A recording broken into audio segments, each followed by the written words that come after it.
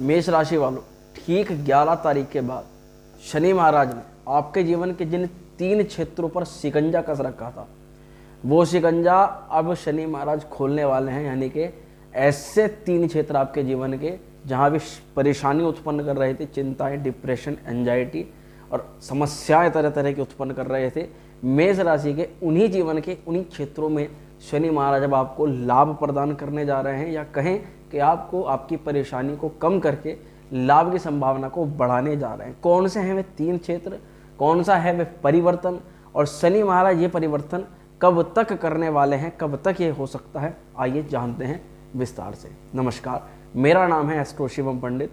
मैं आप सभी का स्वागत करता हूँ अपने यूट्यूब चैनल श्री विद्या एस्ट्रो में। सबसे पहले जानते हैं हम बात किस बारे में कर रहे हैं। तो मित्रों, शनि महाराज जो कि 11 फरवरी से लेकर के 16 मार्च तक ये समय पीरियड ऐसा रहेगा जिसमें शनि महाराज अस्त होंगे, यानी सूर्य के साथ में होंगे, और सूर्य के साथ कोई भी ग्रह आने पर वह अस्त हो जाता है। अब शनि महाराज अस्त होने का सीधा सीधा मतलब आपको समझाऊं तो शनि महाराज हो चुके हैं अंधे। कोई सा भी ग्रह सूर्य की रश्मियों के प्रताप से अंधा हो जाता है, जब एक विशेष डिग्री के बाद सूर्य के निकट पहुंचता है तो फिर उसका प्रभावहीन हो जाता है, या फिर वह अपनी रश्मियां जगह जगह अलग अलग भाव पर डालने लग जाता है। ठीक ऐसी ही स्थिति बनेगी 11 फरवरी से 16 मार्च के मध्य, जब शनि महाराज हो जाएंगे अंधे। और आपके जीवन के 3 क्षेत्र अब मैं आपको बताने जा रहा हूं। कौन से हैं वे 3 क्षेत्र आपके जीवन में? आपके लगन, आपकी राशि को, सबसे पहले आपके चरित्र को, आपके मान सम्मान को, आपके स्वास्थ्य को प्रभावित कर रहे थे शनि महाराज, वहां से प्रभाव कम करने वाले हैं। दूसरा, ये आपके पंचम भाव को, जो कि लव रिलेशन का है, विद्या का है, स्टूडेंट का है, छात्रों का है, संतान का है, वहां से जब तमाम तरह की परेशानियों को कम करने वाले हैं शनि महाराज।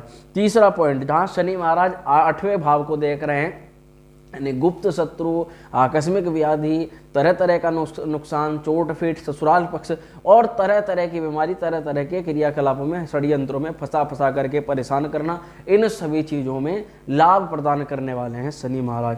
अब ये तो हुई बहुत मोटी मोटी बात, इससे आपने समझ लिया शनि की दृष्टि यहाँ थी। अब इसको थोड़ा सा समझते हैं कि ऐसा क्यों होने वाला है। देखिए मित्रों, बहुत आसान शब्दों में आपको समझाता हूँ। कोई भी कह रहा है, जैसे मैंने कहा सूर्य के निकटतम आएगा तो अस्त हो जाएगा। अस्त होने का सीधा क्या मतलब है? अगर मैं आपको कहूं कि आपको आपकी आंखों पर पट्टी बांधनी है और आपको निशाना बताऊं, तो क्या आप निशाना लगा पाओगे? क्या आप सटीक निशाना लगा पाओगे?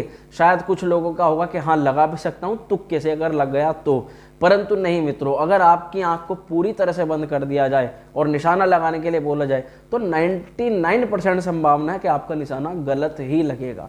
ठीक इसी प्रकार से मान लीजिए शनि महाराज सूर्य के निकट आ गए हैं और इन पर लग चुकी है पट्टी, तो जहां शनि महाराज का संपूर्ण प्रभाव था, जहां संपूर्ण रूप से शनि परेशान कर रहे थे आपको, जैसे कि मैंने आपके जीवन के 3 क्षेत्रों के बारे में बताया, अब वहां पूरा प्रभाव शनि का नहीं रहेगा, जिस कारण से शनि का प्रभाव वहां पे कम हो जाएगा और उन्हीं क्षेत्रों से आपको उभरने का, उठने का और वहां से लाभ लेने का समय प्राप्त हो जाएगा शनि महाराज की कृपा से। बृहद रूप से जानते हैं कि यहाँ पर और क्या क्या लाभ हो सकता है आपको, यानी मेष राशि वाले जातकों को। वैसे तो आप जानते हैं कि शुरुआत से ही शनि महाराज आपके लाभ स्थान पर संचरण कर रहे हैं। पूरे वर्ष 2024 में शनि की स्थिति आपको लाभप्रद रहेगी, परंतु एक सूत्र माना जाता है कि शनि जिस भाव में बैठता है, यानी कि लाभ स्थान आपका, तो उस भाव से संबंधित फलों में वृद्धि कराता है। जैसे कि एक बार फिर भी जान लेते हैं कि कौन कौन से वे भाव हैं, कौन कौन सी वे चीज़ें यहाँ शनि वृद्धि करवा सकता है।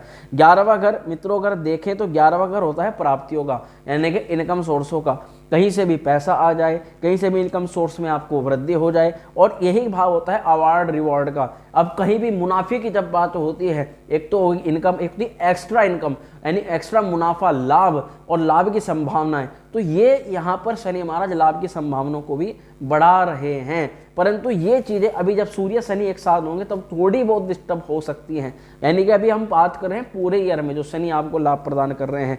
दूसरा, अगर आपको पिंडलियों में, पैरों में, नसों से संबंधित दिक्कत, दर्द की समस्या, यश अपयश, झूठे वाद विवाद, तरह तरह की चीज़ों में फंसाया जा रहा था, तो उससे बाहर निकालने का काम करते हैं यहाँ पर शनि महाराज। अब यहाँ पर जो लोग घर से दूर जा करके निवेश करते हैं, घर से दूर जाकर के व्यापार करते हैं, नौकरी करते हैं, उन लोगों को लाभ प्रदान करते हैं शनि महाराज। इसी के अलावा अभिमानवश जो भी आपसे वाद विवाद हुए हैं या परेशानियों के जंजाल में फंसे हैं, उनसे बाहर निकालते हैं शनि महाराज। और देखा गया है कि इसी स्थिति में जो भी लोग पूजा पाठ, तपस्या, पूजा पाठ, मंत्र जप तप इत्यादि सभी क्षेत्रों में लगे रहते हैं, उन लोगों को मानसिक शांति प्रदान करते हैं। यानी कुल मिलाकर के आपका माइंड जितना भी डिस्टर्ब हुआ है पिछले कुछ गतिविधियों के कारण से, उस डिस्टर्बेंस को फिलहाल की अवधि में यहाँ शांत होने जा रहे हैं।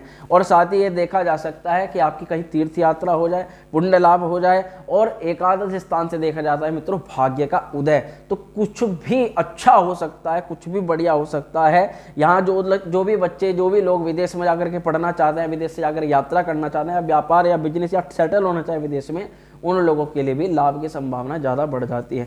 ये तो बात हुई कि शनि एकादश स्थान पे क्या दे रहे हैं। अब बृहद रूप से जानते हैं शनि की दृष्टियों के बारे में। शनि की जो तीसरी दृष्टि जाती है मित्रों, ये जाती है आपकी राशि पर, मेष राशि वालों के लिए प्रथम भाव पर। अगर प्रथम भाव की बात करें, जो प्रथम भाव का मुख्य कारक कौन है? सूर्य महाराज प्रथम भाव के मुख्य कारक होते हैं। तो शनि, अब देखिए जिस भाव के मुख्य कारक सूर्य महाराज हैं, जाहिर सी बात है कि आपकी राशि पर जो शनि की दृष्टि है वो निश्चित तौर पर परेशानी खड़ी कर रही होगी। तो ऐसे में यहाँ पर जो अगर बात करते हैं स्वास्थ्य संबंधित चिंता है, लंबे समय से आपको शरीर के अंदर अगर दर्द की समस्या पैदा हो रही थी, या आप बहुत जल्दी थकान महसूस कर रहे थे, क्योंकि ये एनर्जी को बिल्कुल खत्म कर देते हैं, एनर्जी को चूस लेते हैं। और आप यदि ये चीज़ महसूस कर रहे थे कि आप को जिस फील्ड में, यानी कि जिस क्षेत्र में काम करना था, वहाँ ताकत लगानी थी, वहाँ के बजाय आपको आलतू फालतू कामों में ज़्यादा आप अपनी एनर्जी वेस्ट कर रहे थे, तो वे आलतू फालतू काम तो हो जाएंगे बंद। और जो काम के, यानी कि जहाँ पर आपकी एनर्जी वास्तविकता में वेस्ट होनी चाहिए, वहाँ आप अपनी एनर्जी को वेस्ट करेंगे। तो ये एक लाभ की भी संभावना है, आपके लिए एक अच्छी चीज़ भी होगी। और ये आप चाह भी रहे हैं बहुत समय से कि मैं अपने काम को करूं, अपनी मेहनत अपने काम में लगाऊं, बट मेरे साथ में बहुत सारे फिजूल के खर्चे, फिजूल की जो है मेरे साथ में गतिविधियां हो रही हैं, इनके चक्कर में मैं परेशान हो जाता हूं। तो इन सभी तमाम तरह की परेशानियों के जंजाल से बाहर आप निकलेंगे। इसमें आपको लाभ मिल रहा है इस समय अवधि में। ईश्वर से विश्वास अगर खत्म हो गया था, पूजा पाठ में विश्वास खत्म हो गया था, विश्वास वापसी आएगा। अब विश्वास आने का मतलब तो आप बिल्कुल साधारण तरीके से समझ लीजिए। विश्वास कब आता है किसी भी व्यक्ति के प्रति? जब हमारे साथ कुछ अच्छा होने लगता है, कुछ अच्छा बदलाव होने लगता है। तो ये भी संभावना है कि कुछ अच्छा आपके साथ में इस अवधि में हो सकता है। अब यहाँ पर खान पान से संबंधित यदि कोई विषय वस्तु से आप रोगग्रस्त हो गए थे तो वह ठीक होगा। वहीं आपकी पैतृक धन संपत्ति को आप प्राप्त करना चाहते थे, आपको घर परिवार से पैसे की सपोर्ट नहीं मिल रही थी, उस सपोर्ट को मिलने की कुछ ना कुछ संभावना बन जाती है। फाइनेंस से संबंधित चीज़ों में लाभ होता है।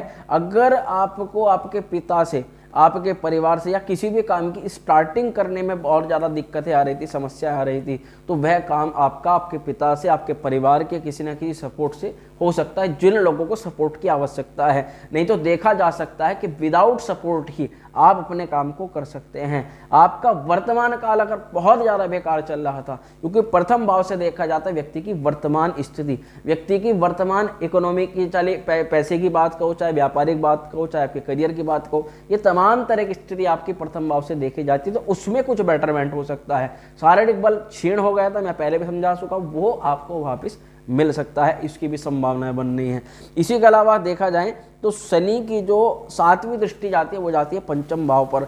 अब पंचम भाव के मुख्य कारक हैं देवगुरु बृहस्पति, और ये शनि महाराज के समग्रही ग्रह माने जाते हैं। तो इसके लिए वैसे शनि अच्छा कम फल करते हैं, परंतु दृष्टि होने के कारण से परेशानी तो उत्पन्न करते ही हैं। तो शिक्षा में रुकावट, संतान संबंधित बाधा और समाधान, आपकी परेशानी का समाधान नहीं मिल रहा था, वो समाधान मिलने लग जाएगा।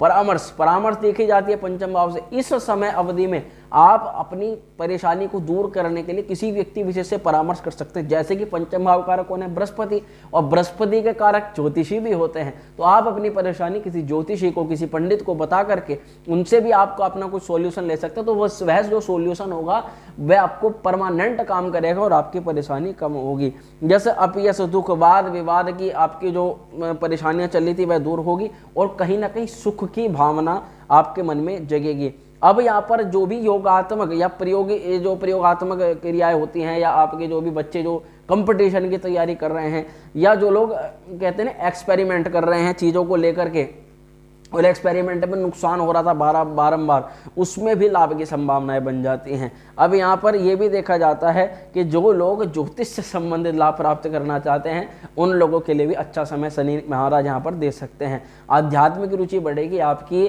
मनोरंजन के क्षेत्र में जो लोग हैं उनको लाभ की संभावनाएं बन जाती हैं। और सबसे अच्छी बात यह है कि व्यक्ति की इच्छा शक्ति बनती है। देखिए एक बात मैं आपको समझाना चाहता हूँ, मेष राशि वाले आप लोग बहुत पराक्रमी होते हैं, बहुत मेहनती होते हैं, आप अपने कामों में बिल्कुल भी जो है पीछे नहीं हटते, परंतु कभी कभी आपके साथ में शनि महाराज कुछ ऐसा करवा देते हैं कि आप बहुत ज़्यादा निराश हो जाते हो, डीमोटिवेट हो जाते हो। बस यही आपकी सबसे बड़ी गलती भी होती है और यही आपको बहुत ज़्यादा कमी होती है, क्योंकि उस टाइम पीरियड में आपको जो काम करना था वो फिर आप नहीं कर पाते और मन मार मार के काम करते हो। तो ये आपको नहीं करना है। ये आपकी जो समय पीरियड अब रहेगा, देखिए 16 मार्च तक का टाइम रहेगा 11 फरवरी से, इसमें आपको ज़्यादा से ज़्यादा मेहनत करनी है अपने भविष्य को लेकर के, आपको बहुत कुछ सुधार सकते हो। देखिए तीसरी मंगल शनि महाराज की जो दसम दृष्टि है वो जाती है आपके 8वें घर पर, जिसको बोलते हैं क्या, मोक्ष भाव। यहीं से व्यक्ति का जीवन लीला समाप्त होती है, क्योंकि इसको बोलते हैं मृत्यु भाव। अष्टम भाव जब के बारे में, मुख्य कारकों के बारे में अगर बात करें तो यहाँ के स्वयं ही कारक हैं शनि महाराज। शनि की दृष्टि जब अष्टम भाव पर है तो आपके साथ में अगर बार बार परेशानी आ रही थी, बार बार दिक्कतें आ रही थी, एक दिक्कत खत्म नहीं होती कि दूसरी आ रही थी, तो उस परिस्थिति से बाहर निकालने का कुछ ना कुछ काम यहाँ पर आपको देखा जा सकता है। शनि महाराज की देखिए वैसे तो कहना नहीं चाहिए, अष्टम भाव में जो लोग लॉटरी, सट्टा, शेयर मार्केट में नुकसान, यानी 8वां घर किसका है, नुकसान का। 8वां घर किसका है कि जो पैसा डूब गया, जो हमें लग रहा कि हमें मिल ही नहीं सकता, ऐसी ऐसी कंपनी में पैसा लगा दिया जिसके शेयर बहुत ज़्यादा डाउन हो गए, खत्म हो गए, उसमें भी प्रॉफिट के चांस बनने ऐसे योग बन जाते हैं। इसी के अलावा देखा जा सकता है कि आपकी कोई सीक्रेट बात थी जिसके कारण से परेशानी हुई थी, वो सीक्रेट बात भी खत्म और वह परेशानी भी खत्म, ऐसा देखा जा सकता है। लंबे समय से चल रही बीमारियां वह दूर होंगी। साथ में यदि किसी वस्तु की चोरी हुई है पिछले कुछ समय में और उसके कारण से आपको नुकसान हुआ है, यानी कि जाहिर सी बात है चोरी होगी तो नुकसान होगा, तो किसी ना किसी रास्ते से आपको धन की प्राप्ति जरूर हो सकती है। वेतन टाइम पे नहीं मिल रहा था तो वेतन टाइम पे मिलने लग जाएगा, इस प्रकार के योग बनते हैं।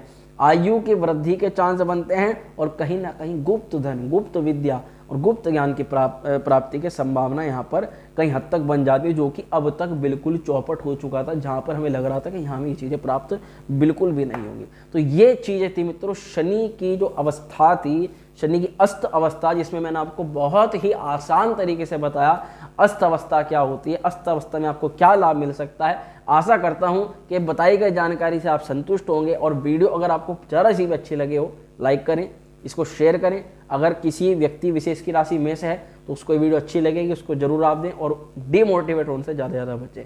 मां श्री विद्या आपका कल्याण करें। ओम श्री विद्या।